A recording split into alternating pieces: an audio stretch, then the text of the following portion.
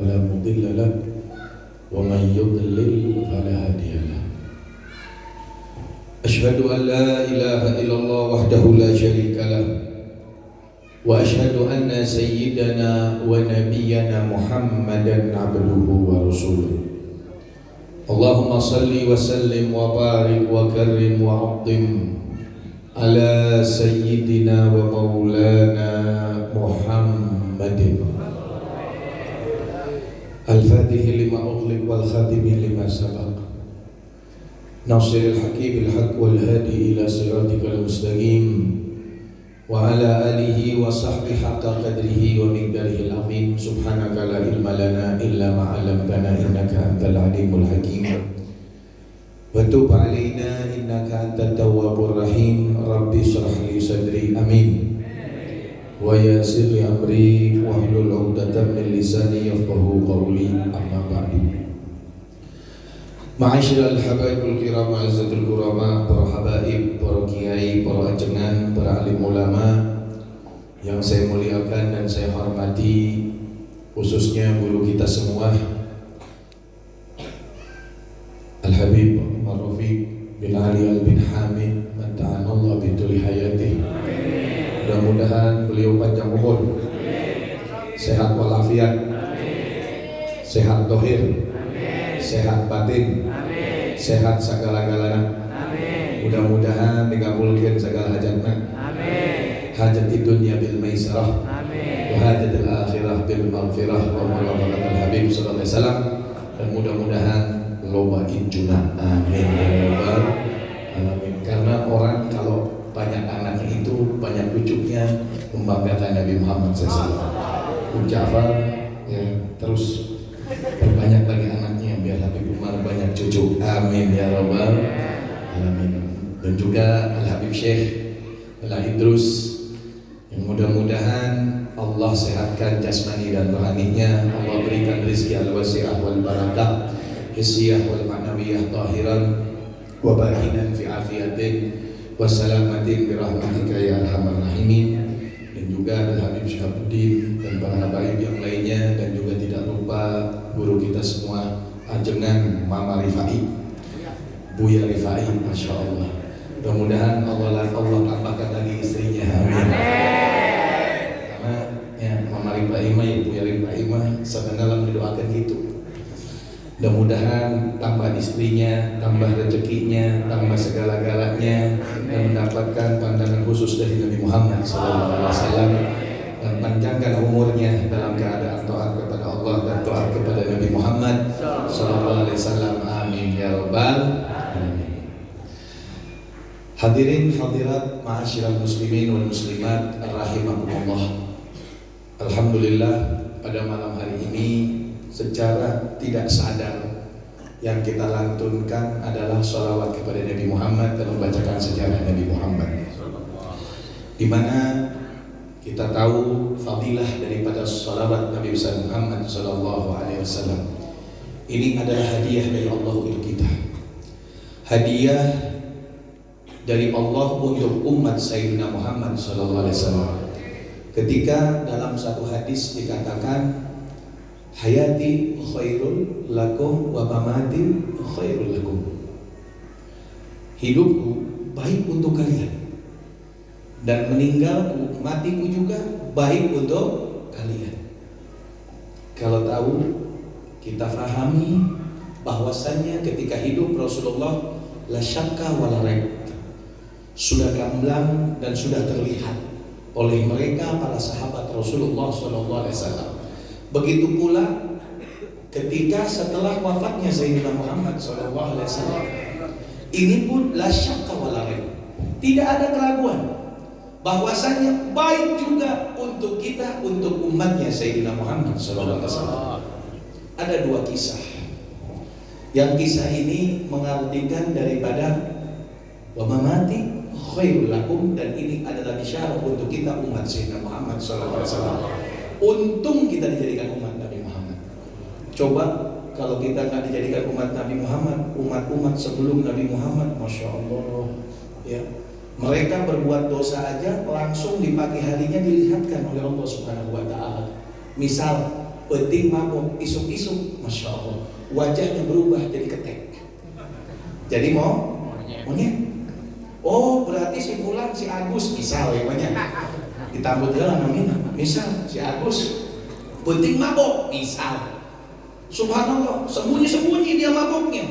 Di pagi harinya muncul, isuk-isuk mukanya berubah jadi monyet. Subhanallah, malamnya dia bermaksiat, paginya juga berubah, mukanya dirubah oleh Allah Subhanahu wa ta'ala. Tapi lihat umat Nabi Muhammad, penting maksiat, isukna nya anggarkeun yang beungeunna eta-eta kan. Betul?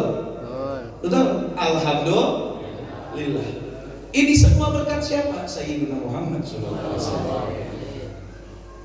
Ketika Nabi Muhammad mengatakan wa mamati khairul lakum, salah satunya apa? Sholawat kepada Nabi Muhammad SAW. Ini hadiah dari Allah. Innama ana rahmatul muhdah. Saya adalah rahmat, kasih sayang yang terhadiahkan kepada kalian. Alhamdulillah. Kematiannya Rasulullah SAW baik untuk kita pernah diceritakan di zaman Al-Imam Hasan Al-Basri rahimahullah ta'ala. Di situ ada seorang ibu-ibu datang kepada Imam Hasan Basri. Ini contoh aja ya, saya beri contoh karena sholawat itu hadiah dari Allah untuk umat Nabi Muhammad, dan ini adalah hadiah setelah wafatnya Nabi Muhammad. Berkat sholawat kita tersyafaati, berkat sholawat kita terampuni, berkat sholawat kita dinaikkan derajat kita oleh Allah Subhanahu wa ta'ala. Diceritakan satu cerita ini, Imam Hasan Basri didatangi oleh seorang ibu-ibu tua datang ke Imam Hasan Basri. Imam, saya ini punya anak, dan anak saya sudah meninggal dunia. Anak saya seorang wanita, saya rindu sama anak saya. Setidaknya kerinduan ini bisa terobati. Mungkin Anda memberikan amalan yang dimana amalan itu jika saya lakukan saya bisa bermimpi dengan anak saya. Saya ingin melihat keadaan anak saya di alam barzakh sana. Allahumma shalli ala sayyidina Muhammad.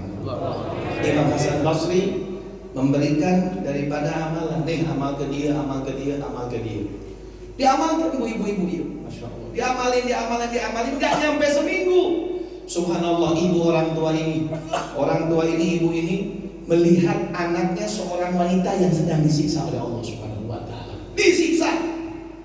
Kaget ibunya, sampai ketika saking kagetnya terbangun, menangis. Ketika menangis pagi-paginya cepat datang kepada Imam Hasan Al-Basri. Ya Allah, terima kasih atas amalan tersebut, dan alhamdulillah tadi malam saya melihat anak saya dalam keadaan saya mimpi. Memang kalau dikatakan terobati, tapi subhanallah bukan tambah terobati, tambah jadi pikiran buat saya. Apa yang kamu lihat? Masya Allah, anak saya sedang disiksa oleh Allah Subhanahu wa ta'ala. Imam Hasan Basri hanya menundukkan kepala, dan si ibu tersebut mengatakan, Imam tolong doakan, mudah-mudahan anak saya diangkat daripada siksaan-siksaan oleh Allah Subhanahu wa ta'ala. Selesai pulang. Setelah pulang di malam harinya, subhanallah, Imam Hasan Al-Basri dimimpikan oleh seorang wanita. Kaget. Ketika kaget ditanya oleh Imam Hasan Al-Basri, "Mana anti? Siapa kamu? Kok datang ke dalam mimpi saya?" Aing terkenal, terlalu ternyawa sama maneh. Ujung datang ke mimpi, orang sah. Biasanya kan kalau orang terbawa mimpi itu orang yang kita kenal biasanya, betul? Kecuali kalau mimpi junub ente ya. Lain judul. Masya Allah. Biasanya kalau mimpi itu biasanya orang kalau sudah sering kan kenal, terbawa mimpi, yang terpikirkan biasanya terbawa mimpi. Sama itu. Saya adalah anak daripada ibu yang datang kepada kamu. Kaget. Lah katanya kamu sedang disiksa, tapi kamu sekarang dalam kenikmatan, dalam keistimewaan. Betul, Imam. Kemarin saya disiksa habis-habisan sama Allah. Tapi alhamdulillah berkat ada seorang soleh kemarin lewat ke pakuburan, dan di lewat ke pakuburan itu mengirimkan satu sholawat untuk penghuni kuburan. Satu sholawat. Allahumma sholli ala sayyidina Muhammad. Satu sholawat, bayangkan. Bukan 2, bukan 10, bukan 100, bukan 1000. Satu sholawat. Dan alhamdulillah berkat satu sholawat orang-orang soleh tersebut yang dikirimkan di kuburan kepada orang-orang ahli kubur, sehingga Allah yang sudah menyiksa 70.000 orang di ahli kuburan tersebut, Allah angkat semua daripada siksaan-siksaan tersebut berkat satu sholawat kepada Nabi Muhammad sallallahu alaihi wasallam. Allahumma shalli ala sayyidina Muhammad. Hamdan li rabbil khassana bi sayyidina Muhammad. Wa ma khairul lakum. Kurang apa lagi? Sungguh indahnya umat Sayyidina Muhammad sallallahu alaihi wasallam. Tidak ada duanya. Para nabi menginginkan jadi umat Nabi Muhammad. Para nabi, bukan umat-umatnya, para nabinya menginginkan dijadikan umat Sayyidina Muhammad sallallahu alaihi wasallam. Ketika keinginan berarti ada sesuatu, ada keistimewaan, ada kehebatan. Masya Allah. Sampai dikatakan keistimewaannya umat Nabi Muhammad ini saking sayangnya kepada daripada umatnya, malaikat pencatat keburukan aja mau nulis suruh diberhentikan dulu oleh Allah Subhanahu wa taala, minta ditungguan heula. Tungguan kalau mereka berbuat salah ya, di pagi hari berbuat kejahatan di pagi hari, ketika malaikat pencatat keburukan, siapa namanya? Malaikat Raqib apa Atid? Raqib apa Atid? Umay Raqib bahaya, Atid bawah. Insyaallah. Pencatat keburukan adalah Atid. Di situ katanya Allah Ta'ala, ya Atid, berhenti dulu. Biarkan daripada umat Habibi Muhammad. Jangan catat dulu, lihat sampai terbenamnya matahari. Kalau belum terbenamnya matahari, sebelum terbenam matahari dia mau tobat dan kembali kepadaku, hapus dosa-dosanya, bahkan dosa itu dijadikan pahala oleh Allah Subhanahu wa taala. Tapi kalau sampai terbenam matahari dengan suara adzan, Allahu Akbar, Allahu Akbar, dia tidak mau tobat, Masya Allah, baru catat daripada satu keburukan. Begitu pula di malam hari, ketika mereka Masya Allah berbuat kejahatan-kejahatan, katanya Allah kepada Atid, ulah heula, ulah heula, sabar, ulah dicatat heula. Siap, namanya malaikat ya. Malaikat itu kan atas perintah Gusti Allah. Jangan tunggu sampai terbitnya matahari. Kalau sampai terbit matahari dia bertobat, sebelum terbit matahari dia bertobat, hapus dosa-dosanya, bahkan dosa itu dijadikan pahala oleh Allah Subhanahu wa taala. Allahumma shalli ala sayyidina Muhammad. Tapi kalau setelah terbitnya matahari dia tidak mau kembali kepada Allah, catatlah satu perbuatan dosa. Apakah ada seperti daripada melebihi kehebatan umat Nabi Muhammad sallallahu alaihi wasallam? Tidak ada. Tapi jangan salah paham ya. Tong salah paham terus dah tadi ayat bisyarah. Alhamdulillah ayeuna urang maksiat ke saacan suku, urang tobat teh goblok. Eta mah jelema sedeng. Ya, ini namanya kekurangan ajaran. Tidak ada, katanya seorang ulama, tidak ada yang paling cepat untuk menjemput syu'ul khatimah kecuali Anda melakukan kekurangan ajaran kepada Allah Subhanahu wa taala. Dengan apa? Menggampangkan daripada maksiat. Paling cepat untuk ente hayang syu'ul khatimah gampang. Nah, kurang ajaran ka Gusti Allah, ngagampangkeun. Orang yang menggampangkan atas syariat geus lah gampang. Alhamdulillah, ieu bisyarah, hayu urang yang penting urang mabok bae. Urang ngadu bae, urang zinah bae ke saat subuh urang tobat aing. Saya yakin meureun saat subuh geus modal deui. Geus khatimah sudah cukup cerita. Ya, sudah cukup cerita. Di kitab daripada Nasihat Diniyah. Ya, kitab Nasihat Diniyah menjelaskan ada seorang ahli taat dan ahli maksiat, yang satu di atas, yang satu di bawah kakak beradik. Betul, pernah dengar ceritanya? Betul, apa sih masalahnya? Kalau kita kan tahu dari cerita daripada yang dikarang oleh Al-Habib Abdullah bin Al-Haddad bahwasanya Masya Allah semua takdir itu di tangan Gusti Allah. Betul, tapi lihat penyebabnya. Penyebab daripada seorang itu kekurangan ajarannya kepada Allah Subhanahu wa ta'ala. Yang ahli maksiat bilang apa? Malu saya sama saudara saya di atas, malu sama saudara saya mau tobat kepada Allah Subhanahu wa ta'ala. Yang satunya saudaranya di atas, aduh ngeunah-ngeunah nu dihandap mabok deui maksiat teh, urang geus pinuh ku pahala gampang engke ge tobat. Engke ge tobat rek cobaan panu sapenting. Subhanallah, ketika belum nyampe maksiatnya karena kekurangan ajarannya kepada Allah Subhanahu wa ta'ala, akhirnya Allah apa? Ganti. Yang tadinya ahli taat, yang udah harus masuk ke dalam surga, yang secara syariat kita lihat, Allah ganti, Masya Allah, yang ahli taat masuk ke neraka. Yang ahli maksiat berkat taubatnya kepada Allah Subhanahu wa ta'ala, subhanallah, dia jadi ahli surga. Diteliti demi diteliti, apa penyebabnya? Ya Allah, penyebabnya adalah kekurang ajarannya kepada Allah Subhanahu wa Ta'ala. Jangan sekali-kali, apalagi melontarkan, terlintas saja jangan, bahaya. Karena ini menjauhkan daripada cahaya, menjauhkan daripada segala-galanya. Alhamdulillah kita umat Nabi Muhammad, jangan sia-siakan. In kuntum fi ni'matin far'aha. Jaga. Ketika kita mendapatkan kenikmatan dijadikan umat Nabi Muhammad, harus dijaga.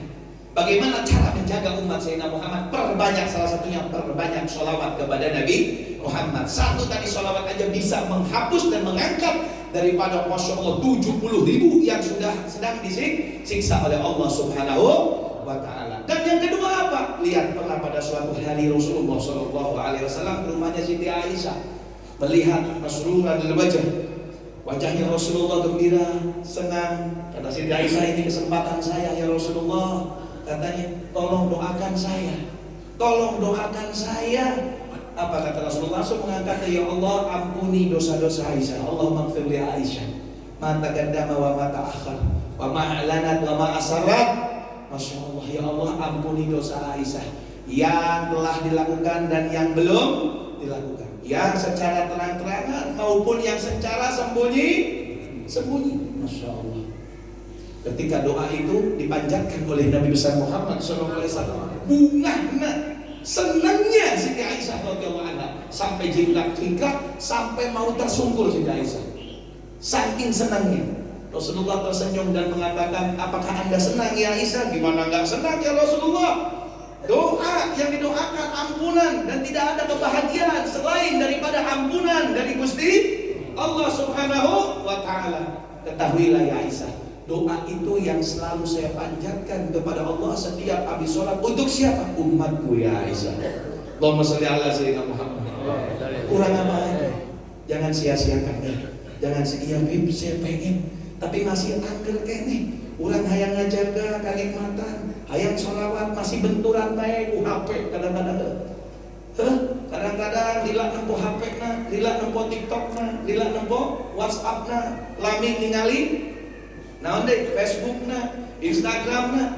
Masya Allah, bimiti mah sholawat, tapi tanya ujung-ujung geus nempo eta poho deui ka sholawat. Bahkan bukan hanya sholawat, kadang-kadang sebuah ketaatan setiap harinya bukan semakin taat kepada Allah, malah semakin hari semakin merosot. Nah ini permasalahannya, kita ada apa? Sekarang alhamdulillah lagi duduk bersama-sama guru-guru kita sama orang-orang soleh. Alhamdulillah ada magnet sedikit iman kita naik terus lah, mulai alhamdulillah kurang syukur jadi umat Nabi Muhammad yang sholawat sing erek sholawat sing loba. Tapi kalau abdi dia tak karek 10 menit, jangankan 10 menit, 15 menit saja harus bubar deh. Terus ini kenyataan, apalagi para santri, betul. Ayo lah udah belajar nih, tapi terus kumpul jeung babaturan yang geus paraho deui. Ngalor ngidul, kamu lamun geus mulai skandalila di pesantren, geus ngomongkeun urusan kawin yang geus hayang kawin. Insyaallah poho deui. Apa ini permasalahannya? Apa yang sudah menjadikan penghalang untuk kita bersyukur kepada Allah, menjadi orang yang taat sedikit demi sedikit kepada Allah Subhanahu wa Ta'ala atas nikmat yang diberikan oleh Allah, dijadikan umat Sayyidina Muhammad sallallahu alaihi wasallam. Naon pencegahnya? Apa pencegahnya? Masya Allah, dikatakan dalam kitab Risalatul Mudzakarah, di situ ada Habib Abdullah bin Abdul Haddad, katanya ini penyebabnya yang pertama. Yang pertama adalah dhaful iman. Lemahnya iman kita. Kenapa kok kita sekarang ya, coba kalau sekarang ini habis majlis, ya betul, setelah majlis ini ada sedikit saya ingin doa. Mungkin habis isya kita bisa mengerjakan sholat ba'diyah, tapi kalau sudah kan majlis poho ka ba'diyah isya. Kenapa? Karena majlis menaikkan daripada iman. Lihat, ketika imannya naik, ketaatan akan muncul. Karena imannya manusia itu naik turun. Manusia itu imannya naik turun. Kalau yang naik terus para anbiya, betul, para nabi naik turun, naik terus. Kalau yang nggak turun, para malaikat. Kalau yang turun terus, setan. Tapi kalau ada manusia turun terus, berarti curi, berarti setan. Masya Allah, Allahumma sholli ala sayyidina Muhammad. Nah ini mencegah daripada ketaatan kita kepada Allah Subhanahu wa taala adalah pertama dhaful iman. Makanya oleh karena itu sering-sering ngaji, sering-sering pengajian. Oh saya sibuk, Beb, silakan sibuk. Anda di pagi hari sampai sore hari Anda mencari nafkah, tapi tolong jangan tinggalkan majlis setiap hari. Nggak bisa setiap hari, paling enggaknya seminggu 2 kali 3 kali. Nggak bisa, jangan lepaskan seminggu sekali. Oh alhamdulillah, ya di Ma'had Al-Ihsan Ba'alawi ada, istiqomahkan. Dengan yakin insya Allah ini akan menambahkan keimanan kita kepada Allah Subhanahu wa ta'ala. Dan insya Allah sedikit demi sedikit kita akan mengerti bahwasannya Masya Allah kita menjadi kategori orang yang bersyukur atas jadikan umat Nabi Muhammad Sallallahu Alaihi Wasallam. Kumpul sama orang-orang soleh ini nambahkan iman. Sampai katanya para ulama dibilang apa sih yang paling cepat tambahkan iman? Duduk sama orang-orang soleh. Duduk sama orang-orang soleh, duduk di majlis taklim, duduk di majlis ilmu, itu paling cepat menambahkan keimanan kita kepada Allah Subhanahu wa ta'ala. Karena ini makanan daripada roh kita. Makanan daripada roh kita duduk sama orang-orang soleh. Salawat kepada Nabi Muhammad Sallallahu Alaihi Wasallam. Itu yang pertama. Ya, jadi kalau kita bikin Habib, kurang hayang istiqomah, hayang jadi jalmi anu taat, so kumaha carana eta iman dijaga. Ulah sampai morosok. Lamun geus morosot bahaya. Lamun geus morosot bahaya. Makanya kan sok sholat subuh kaberangan lo balik ke. Nah, insyaallah mah gimana ya? Sama kayak HP kalau baterainya lemah gimana? Kuotanya lupa. HP na mahal 15 Pro Max gitu. Masyaallah. Masyaallah mahal. Puluhan juta. Tapi baterainya pahit, eueuh cek sana. Manfaat mah? Oh, moal manfaat. Masih mending eueuh kuota, baterai air. Masih bisa nyangan wifi, masih mending eueuh wifi. Masih bisa utak-atik, utak foto coba. Mun geus eueuh baterai kumaha? Parem. Lah itu kan. Jangan sampai kita semakin hari semakin merosot. Masya Allah. Alhamdulillah. Itu yang pertama. Lemahnya iman kita ini mencegah daripada ketaatan kita kepada Allah Subhanahu wa ta'ala. Yang kedua apa? Yang kedua kata Al-Habib Abdullah bin Al-Hamdan adalah kebodohan. Bodohnya kita ini penyebab penghalang untuk kita taat sama Allah Subhanahu wa ta'ala. Gak boleh jadi orang bodoh. Bodoh ini ketika diciptakan sama Allah Subhanahu wa ta'ala sudah ditempatkan sama Allah paling jelek-jeleknya orang, paling besar-besarnya orang. Ketika bodoh telah diciptakan sama Allah ta'ala, bodoh ini dipanggil ya jahal akbil fa'akbil wa ya jahal adbil fa'akbil. Bodoh kan yang mana? Malah lupa. Bodoh kan itu siap malah ngadeukeun. Kan sok aya manu kitu lain. Allahu akbar, tedah sareng. Leres tong ngomongkeun batur. Angger kan kita masih kompak ngomongkeun batur. Leres, Masya Allah. Ini namanya orang yang bodoh, enggak tahu ilmu agama sama sekali. Dan sifatnya bodoh. Setelah dites sama Allah katanya Allah bilang apa? Wa izzati wa jalali ma khalaqtu khalqan abghad ilayya minka ya jahal. Demi Allah, dengan kemuliaanku dan keagunganku katanya Allah Subhanahu wa ta'ala, makhlukku khalqan, saya tidak pernah menciptakan satu ciptaan yang lebih daripada membenci daripada itu. Apa itu? Bodoh, paling dibenci sama Allah. Langsung katanya Allah la aj'alanna fi syirari khalqi. Jadi kalau ada orang melihat orang yang bodoh, ya, enggak tahu ilmu agama, subhanallah, ini adalah orang yang paling sar-sarnya orang, naudzubillah. Yang jahil itu qoblal kuburi kubur, jelas. Qobla mauti mautun, al jahlu qobla mauti mautun. Sebelum mati orang bodoh itu sudah mati. Wajadohum jasadnya qoblal kuburi kubur. Jelas orang bodoh itu nggak tahu ilmu agama. Ya, alhamdulillah kita sekarang di sini ya mencari ilmu agama khususnya para thalabah, ya, santri-santri Al-Ihsan. Mudah-mudahan jadi orang-orang yang alim, yang amil, yang bisa mengerjakan, mengamalkan daripada ilmunya. Amin ya rabbal alamin, sehingga tidak menjadi kuburan. Ya, jadi kalau ada orang bodoh, ya, kalau ada orang bodoh lewat, nggak tahu ilmu agama, maksiat baik, ya, lamun nyapa udah assalamualaikum, mending assalamualaikum ya ahlul kubur.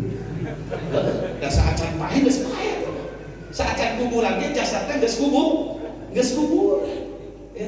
Makanya kebodohan ini yang bisa menjadikan, Masya Allah, diri kita ini mencegah daripada ketaatan. Tapi kalau orang yang berilmu, Masya Allah, orang yang alim, jelas Allah setiap waktu, setiap saat Allah naikkan derajatnya. Jelas Dan jelas bahwasanya orang bisa tahu dirinya dan tahu Allah Subhanahu wa taala berkat ilmu. Orang kalau nggak punya ilmu, nggak bakal tahu Allah. Jangankan tahu Allah, tahu dirinya dia nggak tahu. Makanya orang yang nggak pada tahu diri itu berarti dia itu tidak punya ilmu, nggak tahu sama dirinya aja dia nggak tahu. Naudzubillah, naudzubillah. Jadi yang kedua itu jangan sampai kita bodoh. Kalau kita benar bersyukur kepada Allah atas nikmat umat Sayyidina Muhammad Sallallahu Alaihi Wasallam, jadilah orang yang alim, jadilah orang yang pintar, belajar terus, jangan malas. Dan belajarnya maaf untuk santri ya, untuk santri belajarnya jangan hanya di pesantren. Di rumah pun ketika pulang belajar, jangan lupakan ilmu tersebut. Kata Sayyid Muhammad bin Ali al-Maliki, subutul ilmi bil mudzakarah. Sayyid Muhammad bin Ali al-Maliki beliau mengatakan apa? Sabatnya ilmu, menetapnya ilmu di diri kita. Karena ilmu itu cahaya. Kalau sudah cahaya, insya Allah jalannya lurus, jalannya baik, jalannya mendapatkan ridhonya Allah Subhanahu wa taala. Ingin melekat di diri kita, khususnya pada para santri, bil mudzakarah, terus diulang-ulang. Jangan sudah khatam, ya khatam Umdah, khatam Yaqut, khatam Abi Suja, khatam Muqaddimah Hadramiyah, khatam Zubat, khatam segalanya. Enggak, karena sekedar khatam di pondok bubar ya enggak, sallallahu alaihi. Masya Allah. Jangan. Kalau ingin, kata Syekh Muhammad bin Ali al-Maliki, thubutul ilmi bil mudzakarah wa naf'uhu bil khidmah. Kalau ingin manfaat dengan khidmah. Khidmah sama siapa? Ya jelas, sama guru. Selain sama guru sama siapa? Sama santri satu sama lain. Sama santri satu sama lain. Ya, Masya Allah, iya mah mudzakarah diulang-ulang tarah, khidmah tarah, ngomong yang jadi orang alim, mual barokah. Mau ayat tambah hari tambah bodoh. Orang-orang dulu ya kalau sudah mudzakarah, kalau sudah mengulang-ulang, ada Al-Habib namanya Al-Habib Muhammad Al-Hamid. Itu dulu santri di Ribat, zamannya Al-Habib Abdullah bin Umar Asyadri, Masya Allah. Beliau itu sampai 4 tahun ya, 4 tahun kasurnya nggak pernah dibuka. Mau dibaca kitab, kasurnya nggak dibuka. Tahu kasur? Masih plastikan, masih anyar baik. Jadi sampai nanti pada baca kitab. Tidurnya itu sambil bacain kitab sampai ketiduran.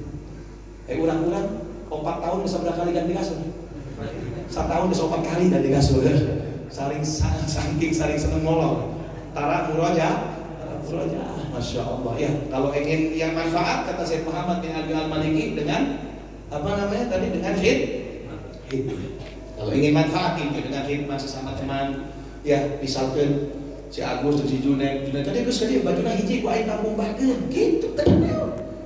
Paling 4 tahun, 5 tahun, 6 tahun itu pesantren cuciin satu baju, tapi itu yang akan menjadikan keberkahan. Pernah di kampung cucikan bajunya ku batu nentang.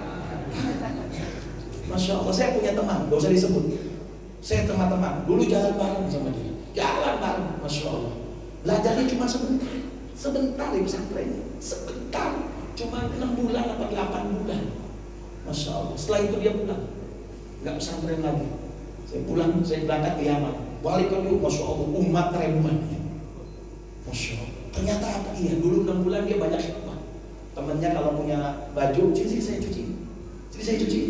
Saya cuciin satu, besoknya teman satu saya cuciin lagi. Masya Allah, itu manfaat. Ya mulai besok lah, paling bangun ya. Tenang, manfaat ya.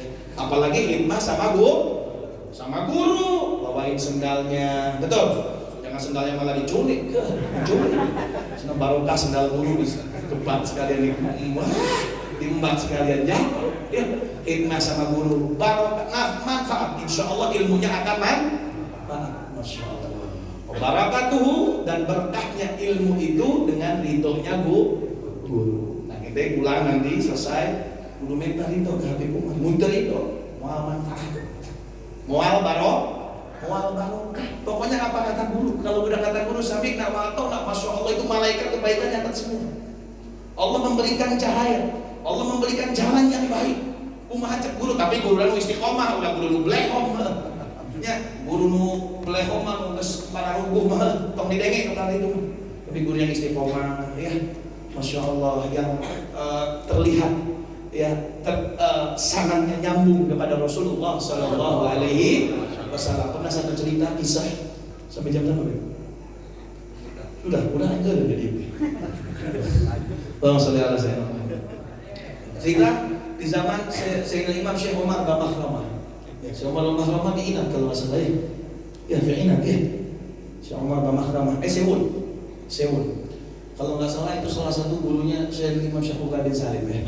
Syekh Umar bin Makhramah ini orang punya jamaah gitu.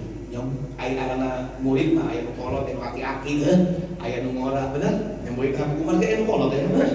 Terus ayah geus kawin, yang geus bogain inco, masya Allah. Ini satu orang ketika itu habis ta'lim selesai semua pulang kan ngomong si muridnya ini, guru katanya, Syekh, kenapa? Ada nggak amalan yang kira-kira saya kalau ngamalkan anak saya ini 3 perawan laku? Karena saya punya anak perawan 3-3-nya nggak laku. Disiplin menang jodoh. Mau nanya anak aing, kaget deh gua aing. Edan ngaran begitu. Allahumma sholli ala sayyidina Muhammad. Umar bin Makhramah yang tidak melihat kecuali melihat dengan cahaya Allah. Beliau adalah wali min auliyaillah kata Syekh Muhammad. Udah, ente pulang ke rumah, apa? Gak usah pakai ngomong sama anak ente, sama keluarga ente bakar ranjang anak ente, kamar anak ente bakar. Apa banyak pertanyaan? Enggak, langsung samik nawa apa? Coba lah mulai datang habis marotik, duduk di masjid, masjid oke. Cari yakin coba sama guru, ya, yakin sama guru ini barokah dan manfaat pulang gak banyak ngomong, oh diduduk guru, samik nawa apa? Baik, langsung kalau ngomong diduduk kabel, buahnya lupa kabel, keluar semuanya itu, ketika keluarnya tanpa cadar, cuma pakai jilbab seadanya. Masyarakat ibu, wah nyiram cair, sebagian nempukin. Awalnya kan lebih siap. Manjur kata guru, isuk-isuk kata ngantri. Yang satu datang, Tuan, saya mau ngelamar anak Tuan yang pertama. Kalau Anda Tuan terima, saya mau kasih rumah dan seisinya. Waduh, faidah itu. Batian, anaknya payung menang. Imah, alhamdulillah, mangga. Luka dua, ayo ngelamar deh. Nah, toko, saya kasih toko dan isinya. Tapi saya minta anak Anda yang kedua, kok lebok. Silahkan, batian rumah dua. Batian deh. Menang imah, anak payu. Toko, dapat, anak juga lah. Nah, yang ketiga, masya Allah. Saya minta, saya akan kasih kuda yang banyak, yang bagus. Ya, dan kandang buat Tuhan, asal anak Tuhan yang ketiga buat saya. Mangga. Tilu-tilu apa? Sapeting, amalan sapeting dulu imah. Imah ayah kagantian. Menang batian toko, menang batian hewan ternak. Allahumma sholli ala sayyidina Muhammad. Ini contoh. Makanya kalau ya kita nggak ingin bodoh biar nggak mencegah daripada ketaatan, jadilah orang yang berilmu. Tolong katanya Sayyid Muhammad bin Abdul Maliki itu kuncinya. Kuncinya itu kalau pengen manfaat, pengen barokah, ingat guru, khidmah, sama sering-sering mudah terus jangan tinggalkan. Itu yang kedua. Yang ketiga mencegah ketaatan adalah kebanyakan kita ini angan-angan ulul amal. Kata Habib Abdullah Al-Haddad, banyak angan, pengen rumah mewah, pengen kaya raya, pengen mobil banyak, pengen, Masya Allah. Ya, iya itu saya seperti itu. Bagaimana caranya? Gampang. Kalau nggak pengen angan-angan sih sering-sering ingat mati. Kalau tiap hari orang ingat mati, insya Allah nggak ada angan-angan. Karena ingat mati ini mau iboh yang paling mujarab. Kata siapa? Nabi besar Muhammad Sallallahu Alaihi Wasallam. Kafa bil mauti wa ilah. Mau ilah itu sudah peringatan. Ketika ada orang mati kita ingat mati. Ketika masya Allah habis maghrib, habis isya ingat mati. Poinnya ingat akan apa? Acan ingat tak kan betul. Ingat tak kan betul. Kepada syahwat yang kita ingat setiap hari. Na'udzubillah, tsumma na'udzubillah. Akhirnya yang ada angan inilah pencegah ketaatan. Dan yang terakhir yaitu pencegah ketaatan kata Habib Abdullah bin Al-Haddad adalah aklul subhat wal haram. Makan subhat dan makan haram. Hati-hati. Ya, jangan sampai ada sana 10 suap, 100 suap, 1 suap. Ketika Sayyidina Sa'ad bin Abi Waqqas datang kepada Nabi Muhammad SAW, ya Rasulullah, tolong doakan saya. Kata Nabi Muhammad, minta doa apa ya Sa'ad? Saat orang yang cerdas, ya Rasulullah, saya minta doa semua agar doa saya digabulkan sama Allah. Sehingga nama Sayyidina Sa'adnya bolak balik menurut sekali minta doa gabul. Saya minta doa semua doa saya digabulkan. Katanya Sa'ad, kata Rasulullah, ya Sa'ad, atib mata'amakan dan lulus saja doa. Lihat ta'liman di ummah. Innama bu'ithu mu'alliman. Nabi Muhammad ini diutus bukan buat Sa'ad saja, tapi untuk mengajarkan ilmu agama ke seluruh umat. Nabi Muhammad memberikan syarat atib mata'amakan. Perbagusilah makananmu. Maksudnya apa? Halalkan makananmu. Takun mustajabah doa. Doa-doa kamu akan diijabah sama Gusti Allah Subhanahu wa ta'ala. Bahkan kata Nabi Muhammad sallallahu alaihi wasallam, 1 suap dari umatku yang melemparkan ke dalam perutnya 1 suap hasil haram, 40 hari amal ibadahnya akan ditolak oleh Allah. 1 suap, apalagi 2 suap. Suap ini penghalang daripada kedabulan doa, bahkan penghalang daripada ketaatan. Man akalal haram asal jawari syam abah kama qala Rasulullah sallallahu alaihi wasallam. Alima au lam ya'lam. Ya, dalam riwayat alima au lam ya'lam. Hati-hati. Makanya yang 4 ini kita hilangkan, insya Allah ketaatan kita akan tambah. Naikkan iman kita. Jadilah orang yang cerdas, jadilah orang yang pintar. Jangan mau bodoh. Dalam khususnya dalam ilmu agama, jangan banyak angan-angan dengan ingat mati dan jauhi makanan-makanan yang syubhat, apalagi yang diharamkan oleh Allah Subhanahu ta'ala. Ya, mudah-mudahan Allah memberikan manfaat untuk kita semua. Tidak perlu tempat ini kecuali kita lebih mengerti untuk jadi diri kita. Tujuan kita adalah Allah Subhanahu wa ta'ala dan Nabi Muhammad sallallahu alaihi wasallam. Rabbana ighfir lana wa liwalidina warhamhuma kama rabbawna shighara. Rabbana hab lana min azwajina wa dhurriyyatina qurrata a'yunin waj'alna lil muttaqina imama. Rabbana atina fid dunya hasanah wa fil akhirati hasanah wa qina adzabannar. Wa sallallahu ala sayyidina Muhammadin wa ala alihi wasallam. Walhamdulillahirabbil alamin. Wa assalamu